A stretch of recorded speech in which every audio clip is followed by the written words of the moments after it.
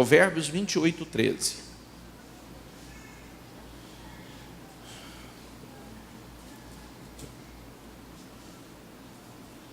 Diz assim, ó. Diga comigo, quem esconde os seus pecados não prospera. Mas quem os confessa, diga comigo, mas quem os confessa, diga comigo, e os abandona, encontra misericórdia. É forte isso? Sim ou não? Vou repetir. Quem esconde os seus pecados não prospera.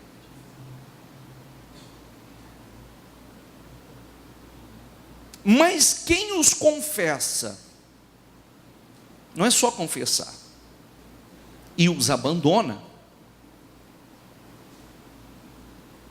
encontra misericórdia.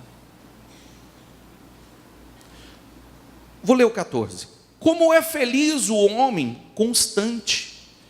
Diga comigo, como é feliz o homem constante no temor do Senhor.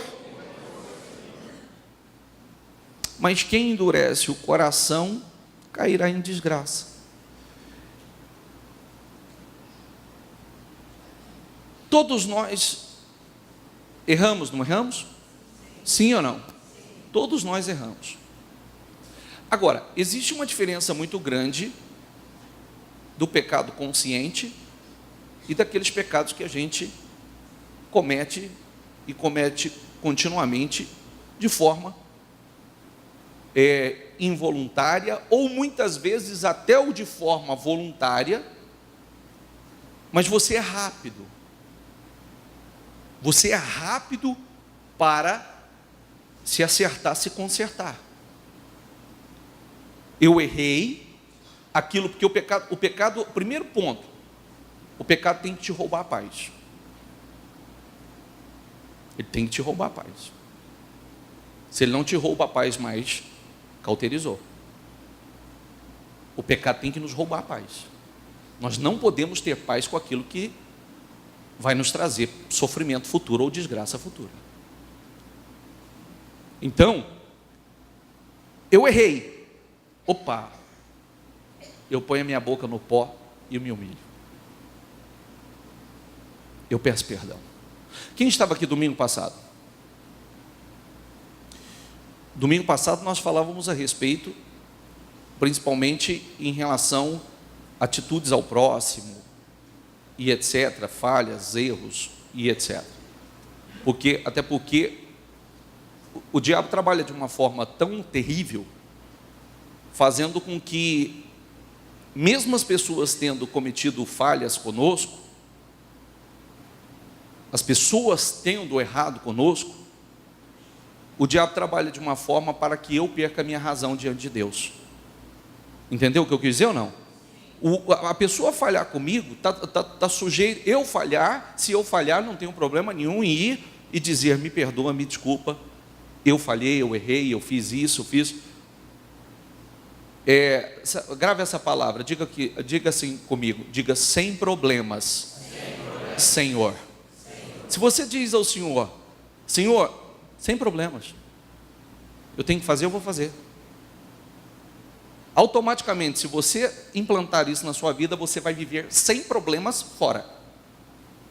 Porque não é um problema para você. O que você tiver que fazer, você vai fazer, não é um problema para você. É para pedir perdão? Sem problema, Senhor. É para me submeter? Sem problema, Senhor. Sem problemas.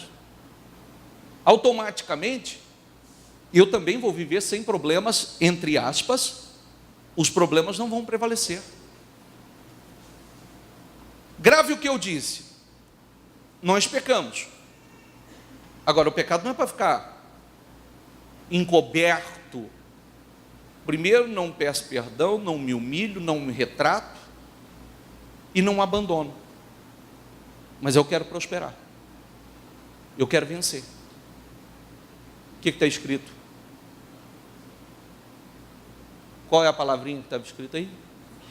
Não prospera. E não prospera em nada. E não prospera em nada. Então, eu tenho que, aliás, quem convence o homem do pecado?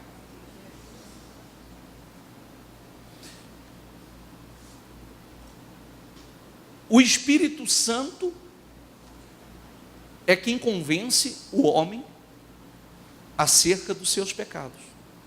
Ô bispo, quer dizer que se eu reconheço que eu estou errado, se eu reconheço que eu pequei, que eu falhei, que se eu reconheço e eu me arrependo, isso quer dizer que o Espírito Santo está agindo em mim? Sim. O Espírito Santo está agindo em mim. E se eu não reconheço? Certamente o Espírito Santo, ele tentou agir, mas você não permitiu. E aí o que acontece? Eu preciso do Espírito Santo. Eu preciso do Espírito Santo. Sem o Espírito Santo, nenhum cristão é cristão verdadeiro. Porque nós vivemos de forma natural. Nós não reconhecemos absolutamente nada das coisas de Deus. Tudo soa muito estranho para nós. Porque o Espírito Santo que nos esclarece, o Espírito Santo é que nos dá entendimento, o Espírito Santo é que nos convence, nos faz nos arrepender, que nos faz ceder aonde precisamos ceder. Então, eu quero que você grave isso. Tem duas palavras importantes aqui. Vou deixar as duas. Que diz assim: quem encobre os seus pecados, diga comigo, não prospera. Diga aí, eu quero prosperar. Mas quem confessa e os abandona, encontra misericórdia. Isso é maravilhoso. Isso é maravilhoso. Diga comigo, como é feliz o homem constante no temor do Senhor. Diga, eu quero ser feliz. Como é feliz o homem constante no temor do Senhor. Não é que tem temor agora, daqui a pouco perdeu. Tem temor agora, daqui a pouco perdeu. É constante no temor. Não vou fazer porque eu temo ao Senhor. E temor não é medo, né? Lembra disso, né? Não vou fazer porque eu temo. É uma questão de fé. João 9:31. João 9, desculpa. Eu acho que João 9:31. Novo Testamento.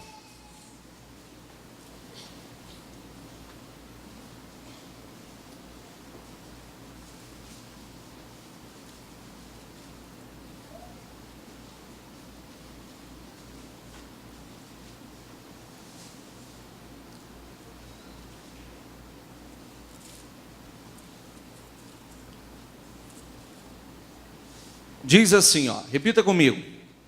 Sabemos que Deus não ouve a pecadores, mas ouve o homem que o teme e pratica a sua vontade.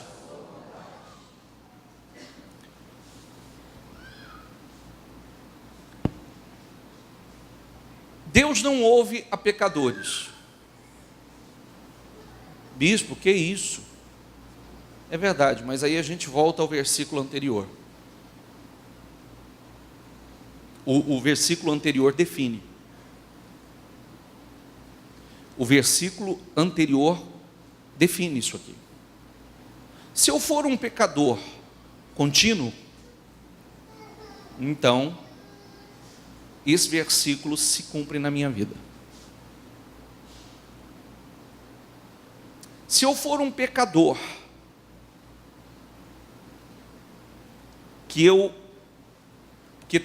há pessoas que ele faz questão de de mostrar e falar, e que eu faço mesmo, e que é assim, não sei o que. Acho até bonito isso, né? Esse versículo vai se cumprir na vida dele.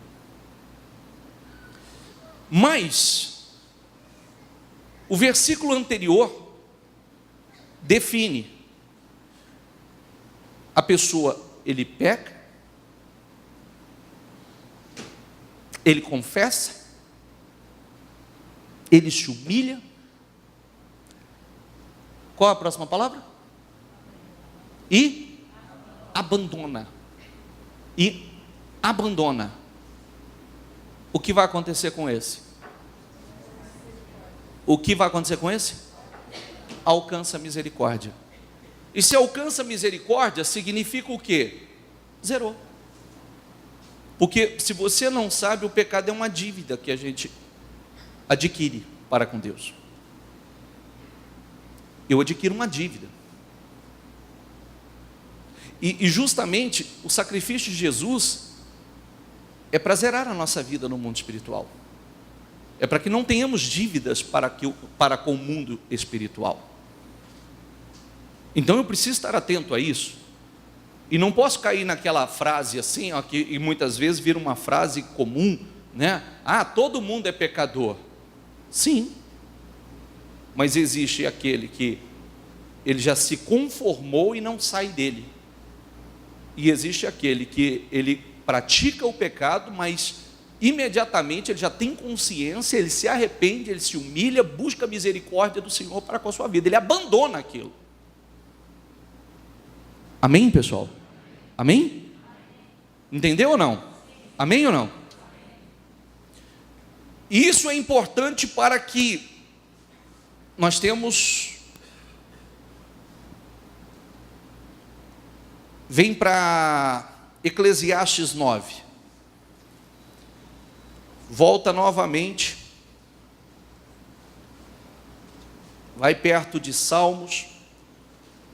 Passa Provérbios. E vem próximo livro, Eclesiastes.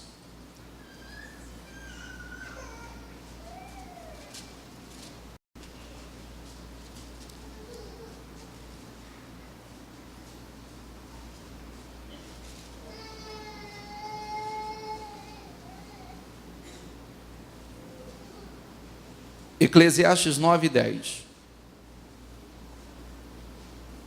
Vou lê-lo em duas traduções. A primeira diz assim, ó. Diga comigo: tudo quanto te vier a mão para fazer, faze-o conforme as tuas forças, porque na sepultura, para onde tu vais, não há obra, nem indústria, nem ciência, nem sabedoria alguma.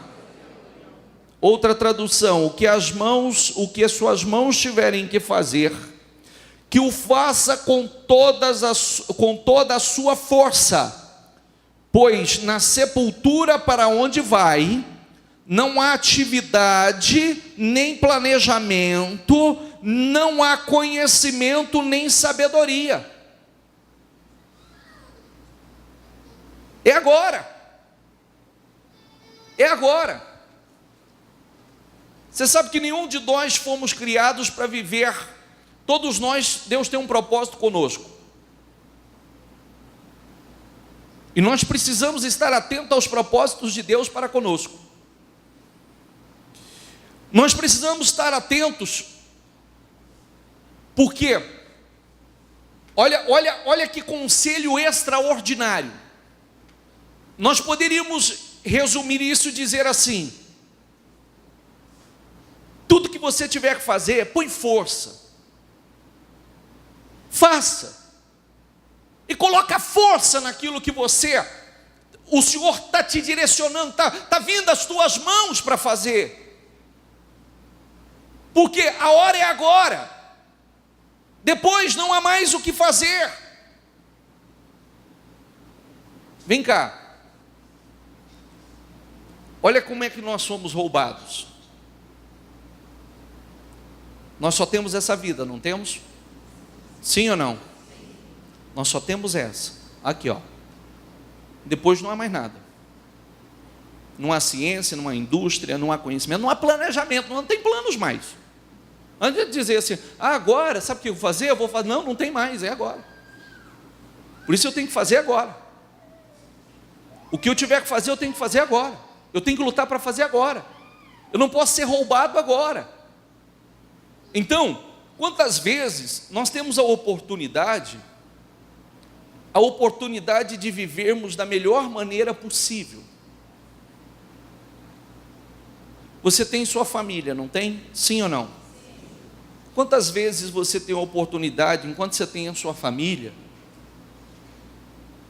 ou enquanto você tem pessoas que você ama, você tem a oportunidade de viver de uma forma maravilhosa com essa pessoa, de dizer que ama, de pedir perdão pelas suas falhas, pelos seus erros, pelas suas atitudes, e muitas vezes não faz, porque voltamos a falar mais uma vez, porque o lixo do orgulho não deixa.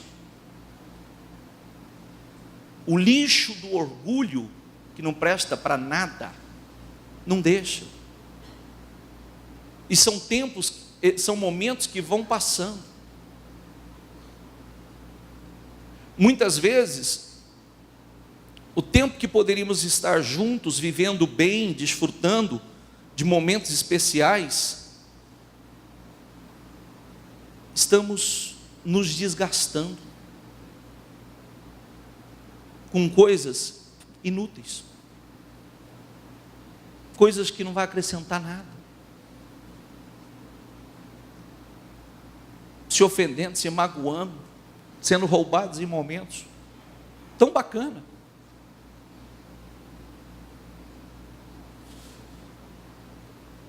Hoje nós temos a oportunidade,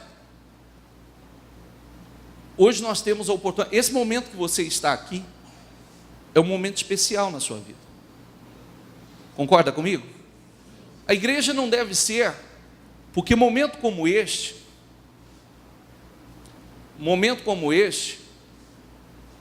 são momentos especiais para você, para a sua vida espiritual, para o seu homem interior, para o seu casamento, para que você adquira sabedoria, porque a sabedoria do mundo não vai te acrescentar muita coisa para a vida, porque a sabedoria do mundo é loucura para Deus. Grave isso, a sabedoria do mundo é loucura para Deus. Momentos como este, que nós temos a oportunidade de crescer em Deus, crescer no conhecimento de Deus, crescer na sabedoria, porque quando somos sábios, temos atitudes sábias, quando somos tolos, temos atitudes tolas, e atitudes tolas traz prejuízos. Atitudes tolas nos faz sustentar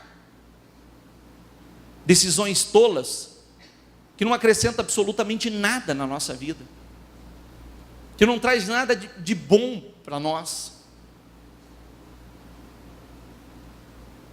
Você tem o teu temperamento? Todos nós temos. Mas essa semana ainda eu disse assim para uma pessoa, ela falou: eu sou do gênio forte mesmo. Eu falei: eu também sou, mas o meu gênio forte não faz de mim um desequilibrado, porque gênio forte por desequilíbrio é a maior tolice que existe, é ser tolo, é roubar a sua paz e roubar das pessoas que estão ao seu redor.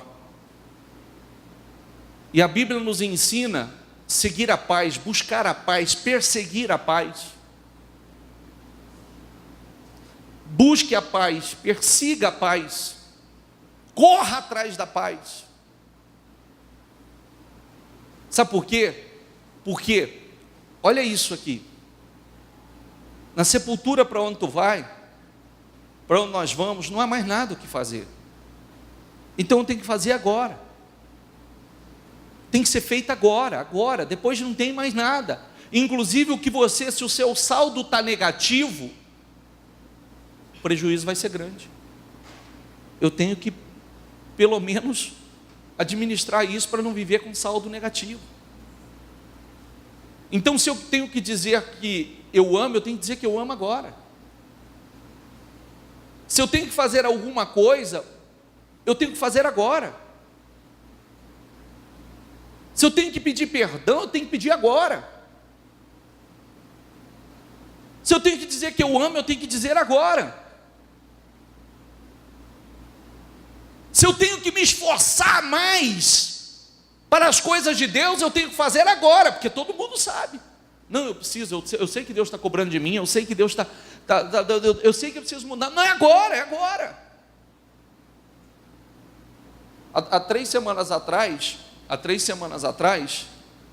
desculpa a colocação que eu vou fazer, mas serve para todo mundo. Há 3 semanas atrás, eu terminei um culto aqui, alguém veio e disse assim: fulano acabou de morrer, sofreu um acidente agora. Aí depois você vai a fundo, a família estava onde? Onde você acha que a família estava? Onde você acha que a família estava? Mulher, os filhos, estava onde? Na igreja. E ele? Aonde ele devia estar? Aonde ele devia estar? Na igreja.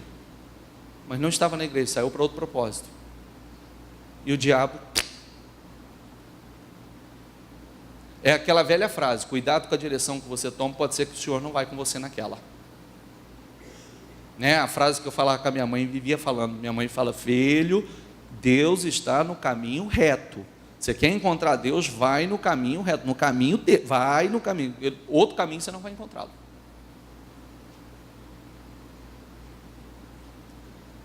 Então, nós não sabemos. Então eu tenho que fazer agora. Eu quero ser feliz, e grave uma coisa que a gente tem batido bastante, tá? A sua felicidade, você luta, você faz a tua parte, mas a sua felicidade não pode estar totalmente na dependência de outra pessoa. Se a outra pessoa fizer algo para você, é que você vai ser feliz. Não, paz e etc, etc, etc. Primeiro, começa algo dentro de nós. Se nós estamos em paz com Deus, pode ter certeza que nós vamos estar em paz internamente, consequentemente isso vai refletir sobre as demais áreas. Se nós não estivermos em paz com Deus, não vamos estar em paz em área nenhuma de nossas vidas. Nenhuma. Amém? Tudo quanto vier às tuas mãos, faça com toda a tua força. Agora, o que você pode fazer agora e colocar força para fazer? Força para viver bem. Força para crescer em todas as áreas da sua vida. Crescer na sua vida profissional, coloca força. Crescer no seu relacionamento. Crescer no seu relacionamento. Às vezes a gente tem a oportunidade de viver tão bem, mas vamos sustentando não tem ninguém que chega, vem cá, senta aqui, vamos conversar. Mas vamos conversar com maturidade. Ó, você tem errado, eu também tenho errado, você teve atitude, mas não estou aqui para julgar, eu estou aqui, não quero nem entrar em detalhes, porque muitas vezes os detalhes já começam, né? Não é verdade ou não? Até para poder discutir a situação, então zera. Vamos lutar para viver bem. Vamos lutar para viver em paz. Vamos lutar porque a falta de paz, ela enfraquece a pessoa. A falta de paz enfraquece, faz você uma pessoa mais fraca, inclusive espiritualmente. Aliás, principalmente espiritualmente. Então, tudo que vier às tuas mãos para fazer, faça com todas as tuas forças. Tudo que te vier para fazer, faça com todas as tuas forças, porque Deus está te dando a oportunidade de fazer. Não saia dessa direção, não saia desse propósito. Quem consegue entender o que eu estou falando, por favor? Gostaria de poder ser muito mais claro. Gostaria. Mas o tempo está passando. E Deus está nos dando a oportunidade. Tem um versículo na Bíblia que fala do dia de hoje. O ontem você não tem mais. O amanhã também não te pertence. E muitas vezes você já prestou atenção que a gente fica assim, ou vive o ontem ou vive o amanhã, menos o hoje. Você já prestou atenção nisso ou não? Sim ou não? Fica remoendo o passado, vivendo de passado, olhando só para o passado. Outras vezes está olhando lá na frente, preocupado com o futuro, preocupado com como é que vai ser, preocupado com o que vai acontecer, preocupado com as coisas que possivelmente nunca venham a acontecer. E estão vivendo só esquecendo do hoje, do agora, do que eu posso fazer agora. O que eu posso fazer agora? O que eu posso fazer agora? Se eu tiver aqui, como aqui, ó, grave a palavra do pecado. Quem estava na reunião na semana passada, associa a palavra da semana passada. Junte tudo isso, porque você vai viver muito melhor. Você vai construir uma vida abençoada. Você vai ser, olha o que o ser humano busca. O ser humano quer prosperar, e prosperidade é prosperar em tudo que faz. Tudo que faz. Tudo que faz ele é próspero. Tudo que faz é bem sucedido. E quando eu digo, eu estou englobando todas as áreas da vida. E ser constante no temor do Senhor. A Bíblia nos ensina como é feliz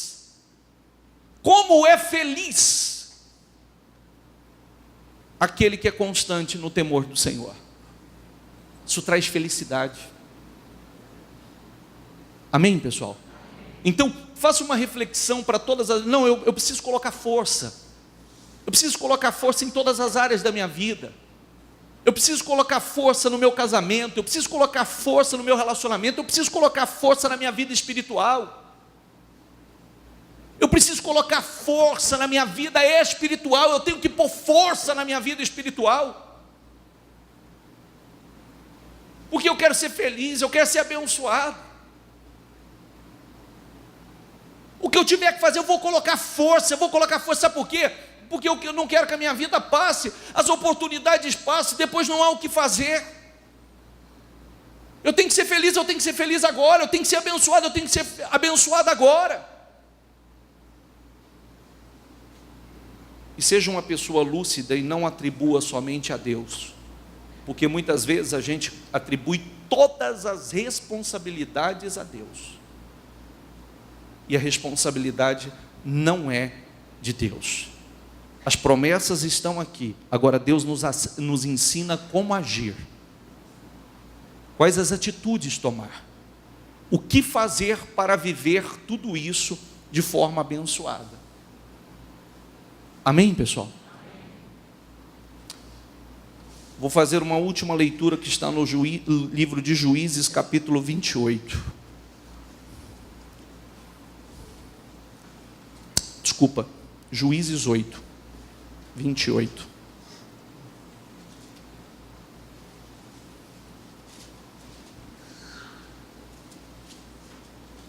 Juízes 8, 28.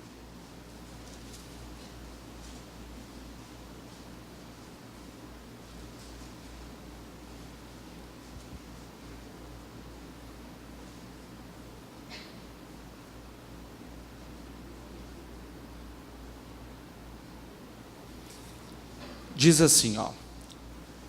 A leitura talvez você não vai entender um pouco, mas depois eu te explico. Assim Midian foi subjugado pelos israelitas e não tornou a erguer a cabeça.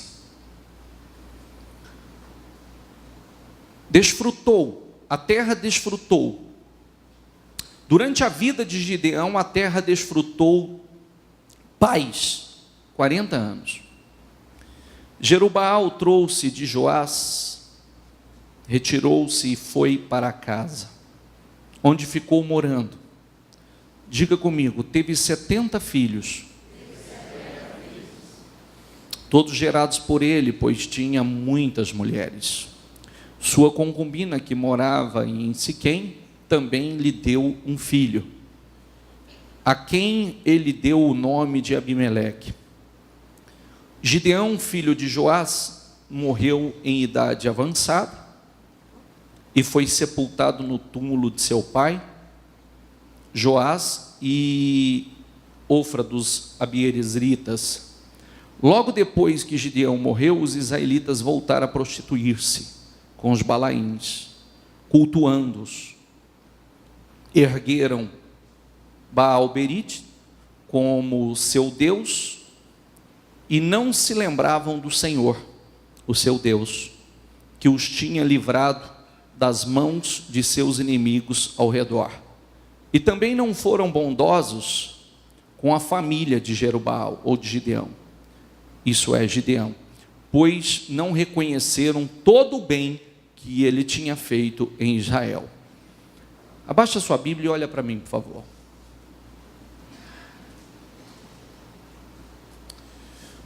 Boa parte de vocês conhece a história de Gideão.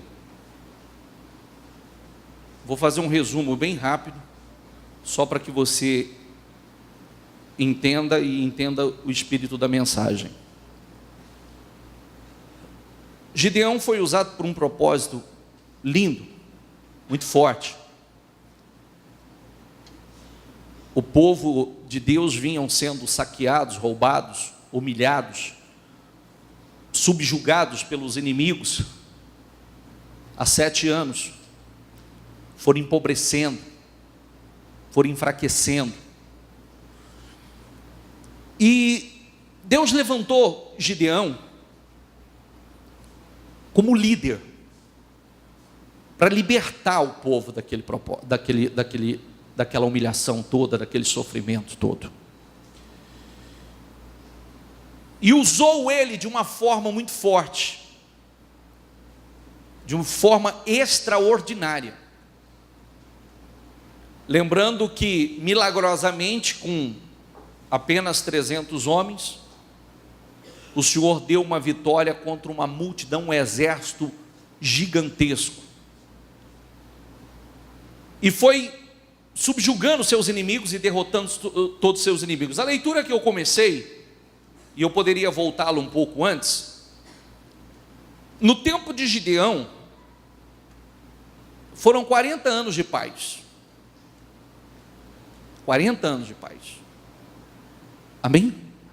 Nós precisamos ter cuidado com os tempos de paz e estar atentos. Porque agora eu vou mostrar a você, Deus levantou ele para um propósito, Deus levantou ele como líder, Deus levantou ele para que através dele o seu povo, não só a sua família, mas o seu povo, fossem ensinados no temor do Senhor. E no tempo de paz, Gideão abandonou aquela posição de liderança. Inclusive, momentos antes, ele diz: não serei o vosso líder. Pouquinho antes da leitura aqui, não serei vosso líder. E aí Gideão saiu e foi para sua casa, e não fez outra coisa, senão a se relacionar com mulheres, e foi gerando uma multidão de filhos. Como nós vimos aí, quantos filhos?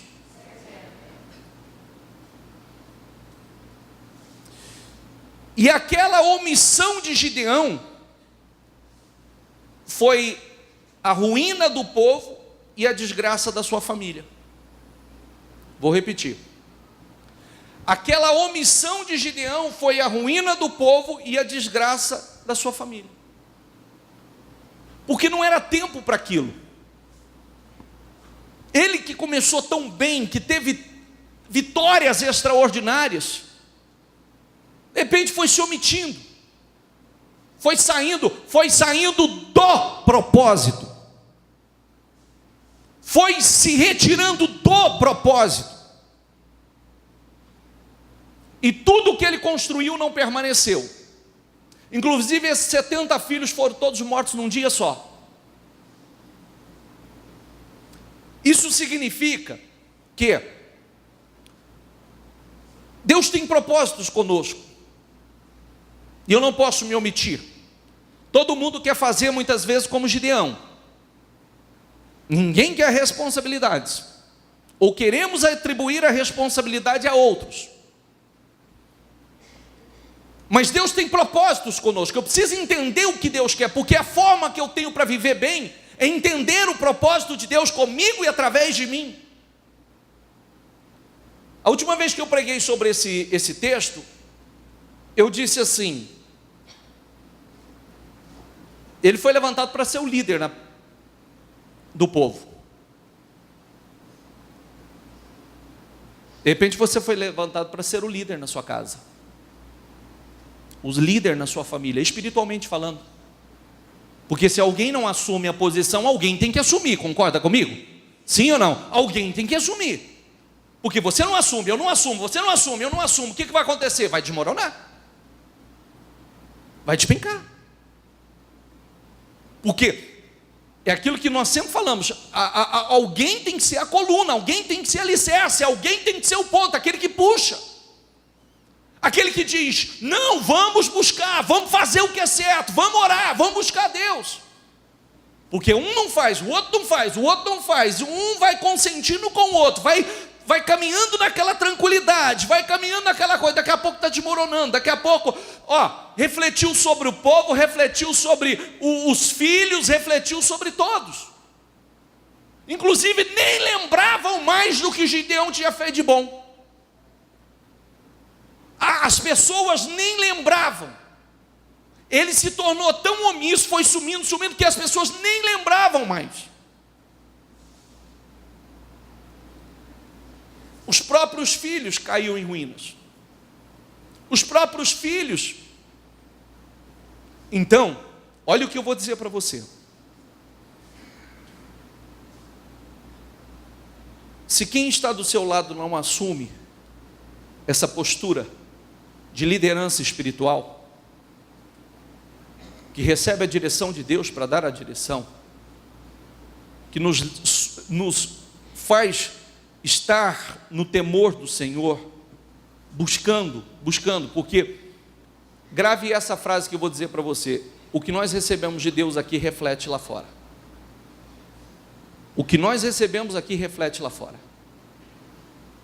Tudo que nós recebemos de Deus, para estar bem lá fora, nós temos que estar bem espiritualmente, bem em comunhão, buscando a unção, buscando a sabedoria, buscando agora o que fazer, buscando o Senhor, buscando, estreitando a nossa relação com Deus, ensinando aos que estão ao nosso redor, porque eu posso ter começado muito bem e terminar muito mal. Foi o que aconteceu aqui. Foi levantado por um propósito lindo, começou muito bem, mas chegou o momento do tempo de paz. No tempo do quê? Cuidado com tempos de paz. No tempo de paz relaxou. Mas agora eu vou descansar, porque agora eu vou cuidar das minhas mulheres, vou cuidar dos meus filhos, vou cuidar, agora eu vou... Foi a pior coisa que ele fez. Porque nem permaneceu.